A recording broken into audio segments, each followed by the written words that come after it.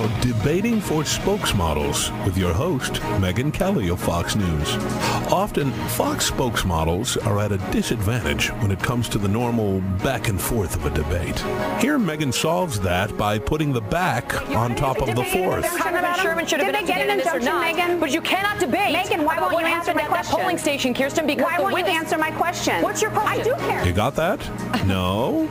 All right, good. Then it's working. Next, if you don't know what you're talking about, that's a handy thing to accuse your opponent of. Got an You don't know what you're injunction talking against about. him. You clearly don't Yes, know I what you're do. talking about. Finally, not having any facts or arguments shouldn't make you feel threatened. On the contrary, it gives you an opportunity to threaten. Don't Say make it me wasn't cut your voter mic. intimidation. Don't make me cut your mic. And remember, if you forget any of this, just start yelling, "Socialist!" Next time, cold hard facts and how to make them up.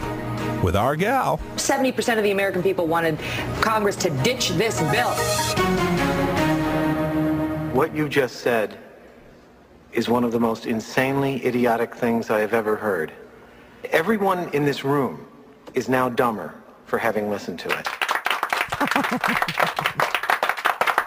Yes, the dumbing down of America. It serves the corporate masters just perfectly.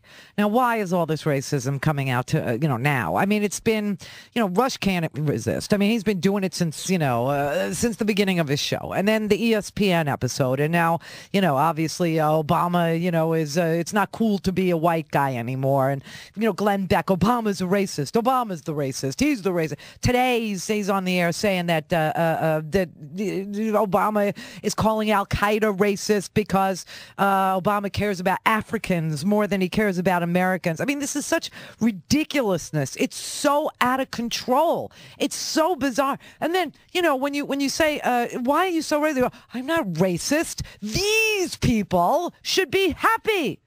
These people should be dancing in the streets. They've got their first black man running the country. Why aren't these people he can't even help it. George Steinbrenner dies and he says that cracker made African Americans millionaires.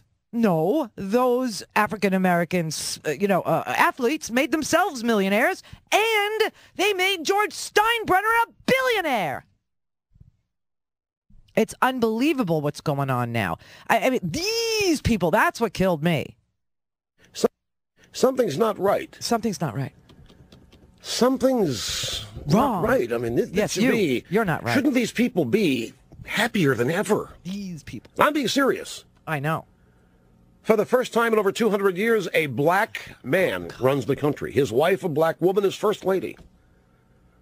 Nobody ever thought that day would happen, certainly not 20 or 30 years ago. And here it has happened, and yet the rancor, the anger, the outrage, the divisions in the country are greater than ever. How is that?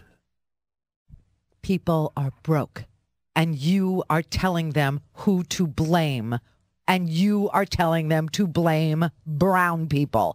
That's how it is. You see, Rush, this was never about race. You keep trying to make it about race, but it never was. This was about the best candidate winning the Iowa caucuses. The Iowa caucuses. It was never about race. He says it's always about race. Oh, no, this was not about race. This was about a person named Barack Obama who, through the most unlikely name and in the most unlikely time, actually won the hearts and minds of the people of Iowa in the caucuses and went on to claim the party's nomination and won the presidency. Why? Because the economy was so bad and the stock market tanked on September 15th, 2008 in front of everybody's freaking bleeding eyes. And you had a candidate who had Phil Gramm out there telling everybody there was no recession and that we were mentally deficient. We were imagining it. It was all in our heads, and that, we couldn't believe our own bank accounts, and we shouldn't believe our own layoff, and we shouldn't believe our own foreclosure, and we shouldn't believe our own financial situation. We shouldn't believe that our wages haven't risen. We shouldn't believe that we've been stagnant. We shouldn't believe that there's a wealth gap that quadrupled during the Bush years.